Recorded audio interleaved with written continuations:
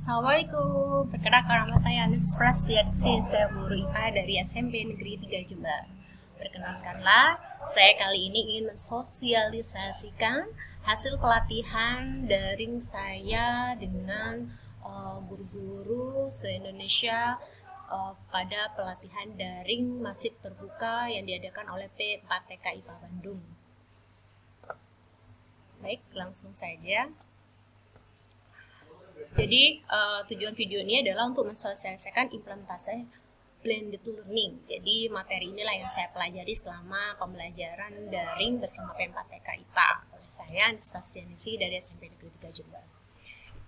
Oke, dirunut dari awal, saya mendapat share dari grup WA tentang pelatihan ini. Kemudian saya langsung menuju ke site P4TK karena saya tertarik dengan kegiatan pelatihan daring yang diadakan P4TK ini.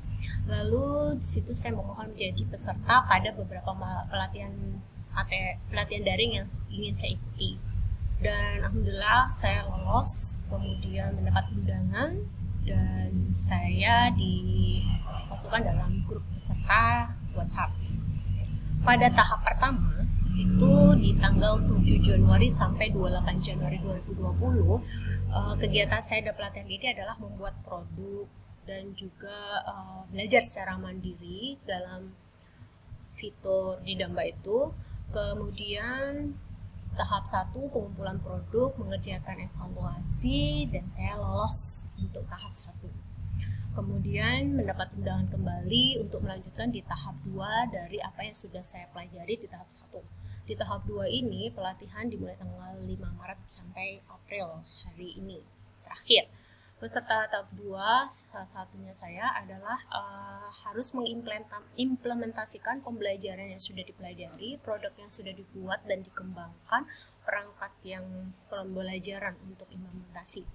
Hanya saja semua perencanaan itu berubah secara drastis dengan adanya pandemi virus corona, sehingga harusnya pembelajaran blended learning itu adalah keterpaduan antara pembelajaran tradisional dengan online. Tapi karena keadaan siswa dimulai tanggal 17 Maret 2020, siswa harus belajar belajar secara online di rumah, maka implementasi ini dari hasil diskusi dengan para instruktur dari P4TK menyarankan kami untuk tetap melakukan implementasi, hanya saja menggunakan daring secara murni untuk tidak mengurangi esensi dari pelatihan. Tujuannya saya mengikuti ini adalah untuk sebagai guru bisa memanfaatkan TIK dalam mengembangkan diri saya, kompetensi saya sebagai seorang guru. Kemudian memanfaatkan TIK untuk diintegrasikan dalam pembelajaran IPA secara optimal dan menghasilkan produk yang bermanfaat untuk peningkatan mutu pembelajaran guru di kelas. Pencapaian yang saya peroleh setelah mengikuti pelatihan ini adalah saya dapat belajar tentang media, sumber belajar online dalam pembelajaran IPA, dapat menerapkan media online dalam pembelajaran IPA di kelas saya, dan membuat pembelajaran online serta bagaimana mengelola pembelajaran online tersebut. Kegiatan yang saya ikuti adalah blended learning yang saya implementasikan di kelas 8, dan pelatihan kedua saya pelatihan STEM PJBL yang saya implementasikan di kelas 7. Jadi pada pelatihan blended learning ini, seperti yang saya jelaskan, saya membuat produk. Ya. Kemudian produk itu adalah sebuah blended atau perpaduan. Jadi saya membuat materi untuk pertemuan di kelas dan untuk pertemuan secara online. Jadi sekali lagi berubah total menjadi full daring. Produk itu saya masukkan ke dalam blog. Kemudian saya menyusun berbagai perangkat, mulai RPP, penilaian yang berbasis HOTS, kemudian mengintegrasikan 4C, kemudian juga integrasi karakter, dan melakukan atau membuat instrumen penilaian. Semuanya dengan konsultasi bersama instruktur dari P4TK dan beberapa teman peserta lain saling berdiskusi. Kemudian lanjut ke implementasi blended learning secara full daring dan melaporkan best practice-nya. Sudah saya kumpulkan best practice-nya Dan ini adalah tahap terakhir, yaitu sosialisasi kegiatan. Best practice yang saya kumpulkan dengan judul Implementasi Pembelajaran Blended Learning dengan EduBlock pada materi IPA Sistem Pernafasan pada Manusia untuk siswa SMP kelas 8. Holland Spasianesi dari SMP Negeri 3 Jember. Latar belakang masalah yang saya cantumkan dalam best practice adalah di mana saat ini di era 4.0 ada tuntutan bahwa guru juga siswa harus memiliki keterampilan abad 21, yaitu dalam mengelola, dalam melakukan, dalam menggunakan dan memanfaatkan TIK. Maka hendaknya keterampilan tersebut harus diintegrasikan dalam pembelajaran IPA. Dan juga mengintegrasikan tidak hanya TIK, tapi juga keterampilan abad 21 yang disebut dengan 4C, communication, collaboration, creative thinking, and critical thinking. HOTS, higher order thinking skill, and character. Jadi harus ada pendidikan karakternya. Dari semua tuntutan itu ternyata masih belum banyak guru yang memanfaatkan TIK dalam pembelajaran itu secara optimal. Sehingga penelitian ini bertujuan untuk membuat perangkat pembelajaran blended learning dengan merumuskan masalah bagaimanakah penguasaan konsep dalam hal ini aspek kognitif peserta didik sebelum dan sesudah melaksanakan blended learning dengan menggunakan EduBlock. Kedua, bagaimana tanggapan peserta didik setelah belajar dengan model pembelajaran learning dengan EduBlock. Rumusan masalah itu kemudian masuk pada tujuan, yaitu bagaimana penguasaan peserta didik sebelum dan sesudah pembelajaran dan tanggapannya menggunakan pembelajaran ini. Manfaatnya tentu saja diperoleh model pembelajaran blended learning yang teruji untuk meningkatkan konsep, memotivasi guru dalam mengimplementasi blended, memberi kontribusi terhadap peningkatan kualitas pembelajaran, dan bagi peneliti lain yang ingin melakukan kegiatan serupa atau mengembangkan lebih dapat digunakan referensi. Metode penelitian yang saya lakukan adalah pretest, post-test design. Jadi ini one group pretest, post-test design. Saya hanya menggunakan satu kelas. Saya beri tes sebelum secara online ya semua, jadi menggunakan Google Form. Kemudian saya kasih perlakuan dengan blended learning tadi atau dengan media daring tadi. Kemudian saya beri post-test setelah dengan soal pretest dan post-test yang sama. Instrumen dan teknik pengumpulan data yang saya gunakan, hanya data yang saya ambil adalah pengusahaan konsep dan bagaimana tanggal semua dengan menggunakan secara online. Ini alur penelitian, ini jadwalnya, jadi ada 7 kali melakukan, jadi mulai tanggal 17 Maret hingga 7 April. Kebetulan hari pertama mulai melaksanakan blended learning, yaitu hari pertama siswa sudah mulai belajar di sekolah, di rumah.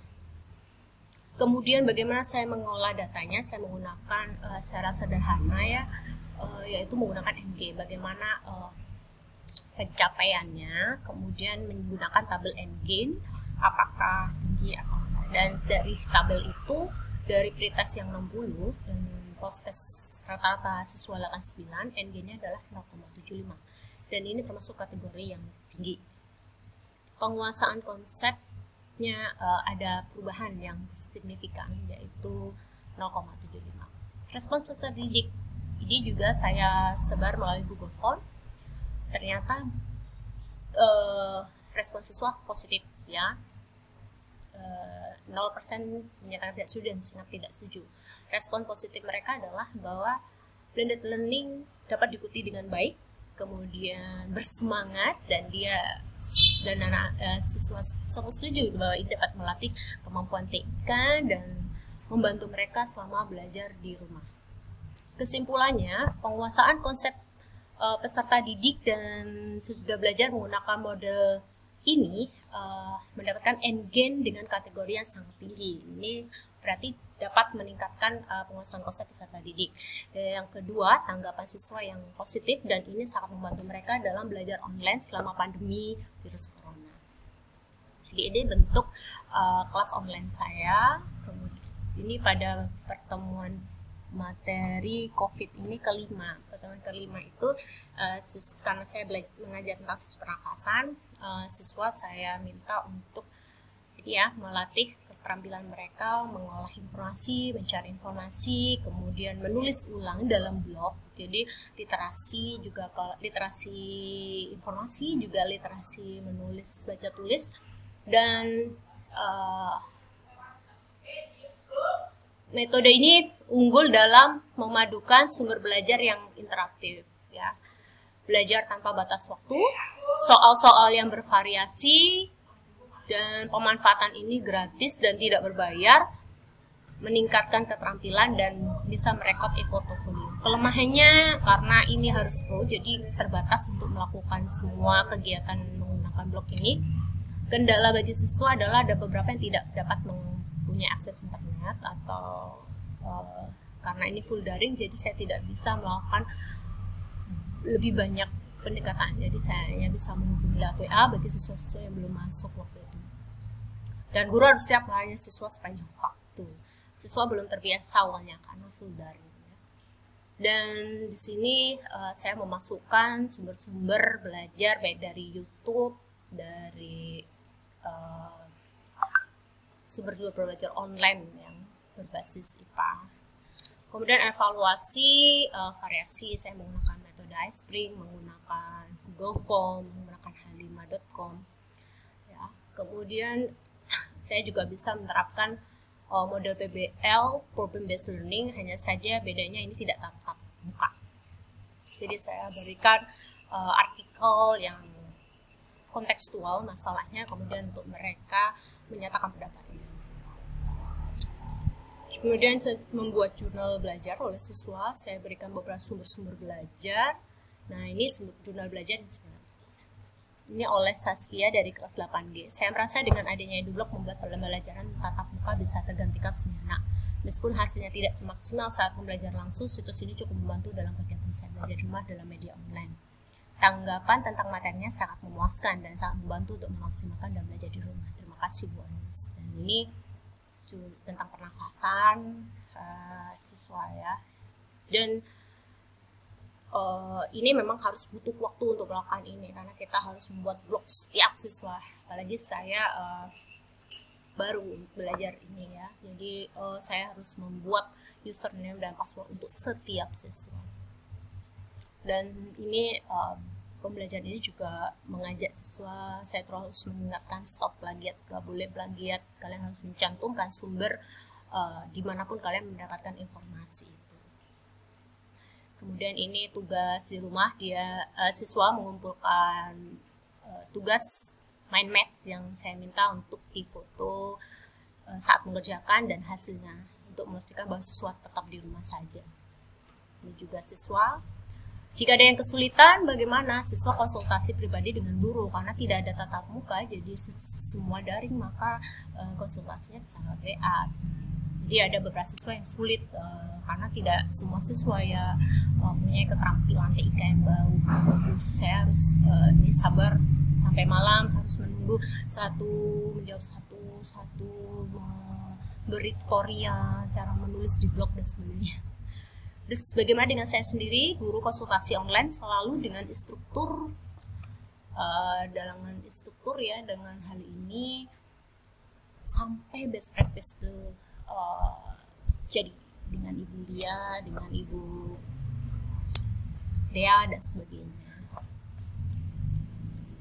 Oke, itu tadi implementasi dari pelatihan daring yang telah saya lakukan dari hasil pelatihan saya dari mulai tanggal 7 Januari 2020 sampai hari ini, batas terakhir, dan saya ucapkan terima kasih, semoga bermanfaat. Assalamualaikum warahmatullahi wabarakatuh.